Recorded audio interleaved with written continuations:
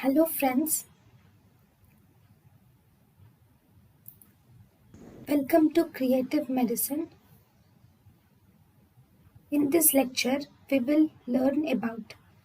Hello friends, identify the instrument. So what do you see here? Here you will see presence of vertical serrations are present. On the other hand, you will see presence of sharp edges are seen with curved spoon-like trough. It is sharp edged with curved spoon-like trough is present.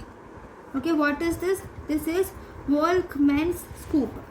This is volkmann's scoop. So what is the use of this volkmann scoop? It is used mainly to debride the contents. It is used to debride the contents of abscess cavity. With the scoop, you can just scoop out or debride the contents of abscess cavity or sinus or fistula. So this is about volkmann's scoop. Thank you. Thank you and thank you for watching.